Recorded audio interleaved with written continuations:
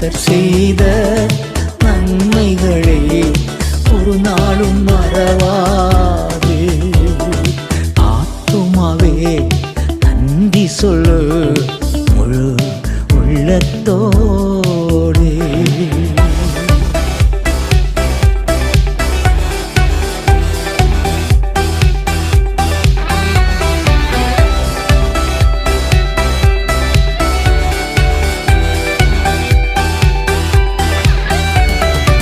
இளமை கழுகு போல புதிதாக்கி மகிழ்கின்றார்.